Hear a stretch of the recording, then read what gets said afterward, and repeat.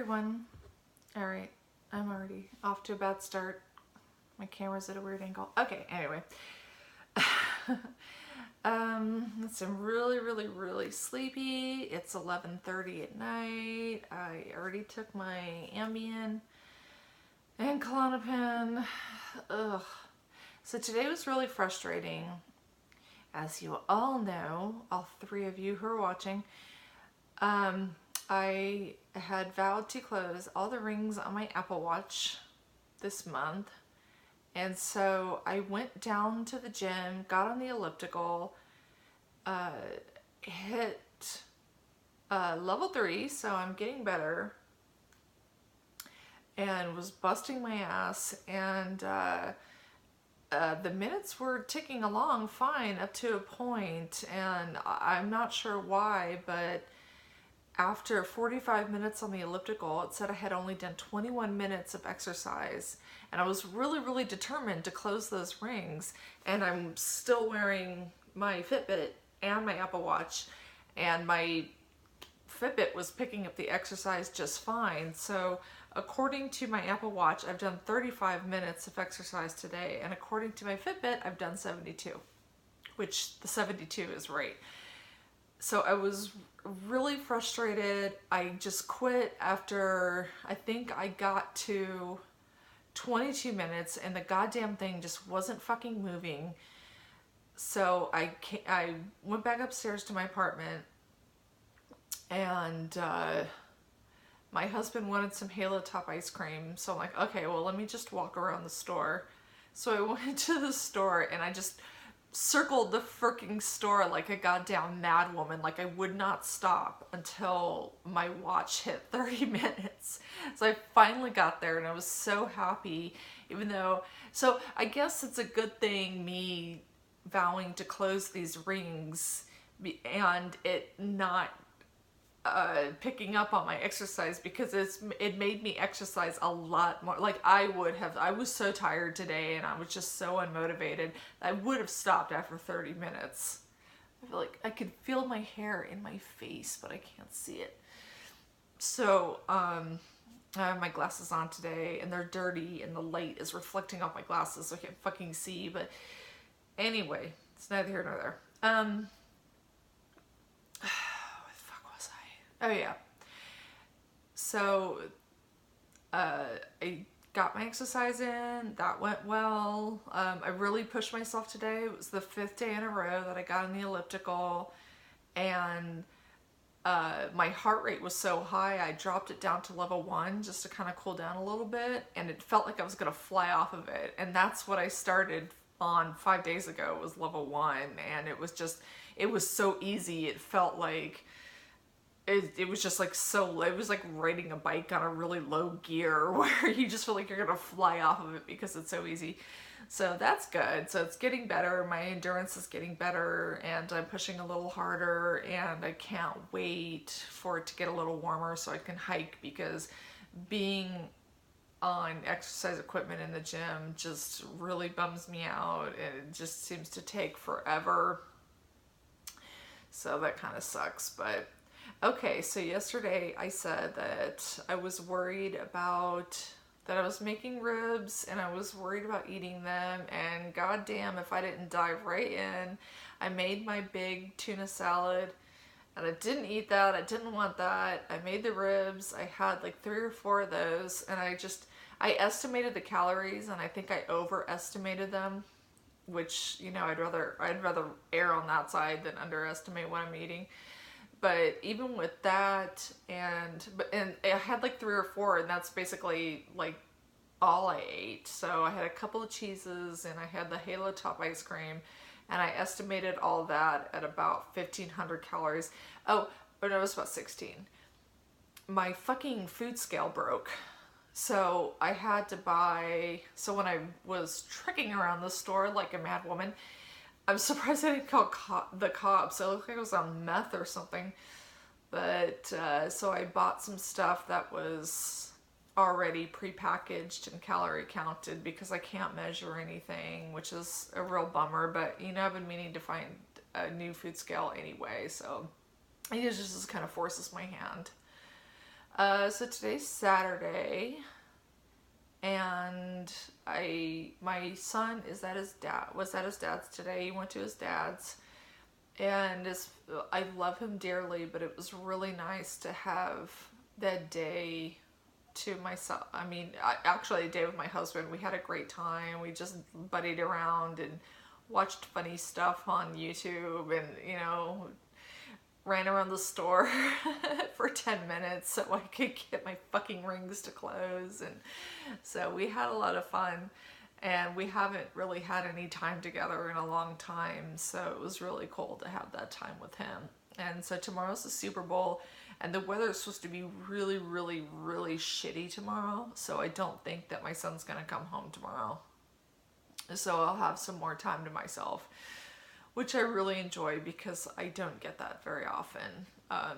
He's 20, but with his illness, he doesn't really like to be alone that much. So it was nice having a day where I didn't have to answer these fantastical questions. Like, I mean, I don't really, like, I don't want to out him and say what his symptoms are specifically, but he's got some pretty wild, scary, awful stuff in his head. And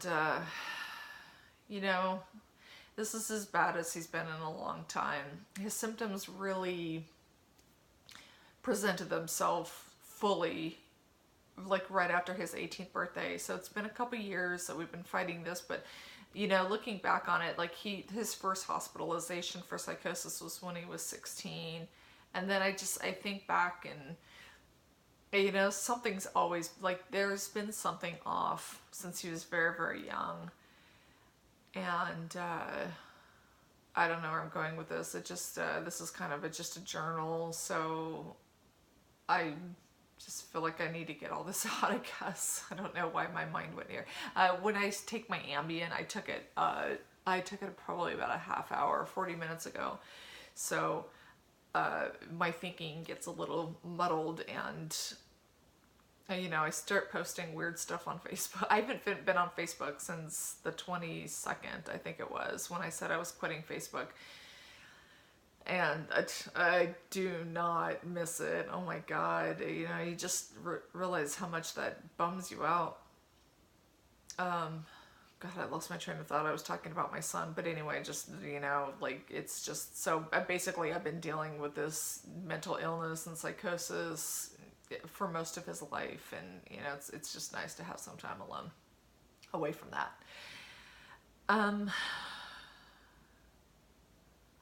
Facebook. Oh yeah, the one thing that I don't like is I've been very, very, very lonely, and that's been tough. My husband works a lot. I mean, he works really, really long hours, and I mean, obviously it's not his fault. It's just corporate America. He's doing the job of 4 different people, and so he's not home very often. And then my son is ill, so even though he's here, it's not like having somebody to, really interact with too much in a normal fashion. And so it's like I Facebook message my husband throughout the day, even though he's really busy, and I talk with my nephew, Patrick, who's probably watching it. Is like one of the few people, he like watches my videos every day, and we're really close. And he moved here from Boston actually a year ago. It was like exactly a year ago, and we have a really, really, really fun time together. So I message him, and I don't get to see him as often as I like, but that's it. Like, those are the only 2 people that I even talk to. So I do get bummed out on Facebook, and I don't like I'm really, really bad with confrontation. And so just the nature of social media, like Facebook and Twitter, and if I just read things that I disagree with, even if it's something like people shit on like a show that I really like, I'll get upset, and it like takes up space in my brain, and I just found out that my mental health was really adversely affected by being on Facebook and Twitter. Instagram's been okay. I've been doing that the last few days because I only follow like fitness people, and then there's a couple of Facebook friends that I follow on Instagram now that just post like funny things and stuff. So there's nothing negative whatsoever that I read on Instagram. So it's all purely positive. And I've tried to curate my social Facebook and Twitter so many times. Like, I'm just like try to hide anything that's negative and just try to make it like a positive thing. But then it's just, I'll always read something that makes me upset, or I'll masochistically click on the comment section that I know is gonna suck, and then I just like, it just makes me realize how it just makes you see all the bad in humanity. Even though there's so much good, it's like you just don't really get that on social media. You don't get all the good stuff. That's not sexy. That's not what people want to talk about. So, you know, I don't really miss that at all, just except for the fact that I really miss interacting with people. And I'm hoping that through this process of making these videos and going to the gym and not being afraid of people and getting to a place where I feel comfortable with myself, then I can start actually going out into the real world and interacting with people. And I did that in Miami, actually. I started going to meetups and started meeting people and started making friends. And I have to learn how to do that, though, without involving alcohol. So that was the problem that I was running into, is that every time I went out to do anything, it was always like, even like book clubs and different like social groups and stuff, it was always, we're meeting at a restaurant, we're gonna drink. And so it's just like, I need to just try to find something positive and a way to interact with people. You know, it might be like volunteer work. I really enjoy. So I found a women's homeless shelter to volunteer with. And I've just been, you know, I've got all the information, and it's something where I just have to show up, but I've just been so scared and anxious that I haven't done it. So that's, I guess, probably a good place to start. And I actually thought about going to AA meetings, because I did that, and I lived in Tennessee.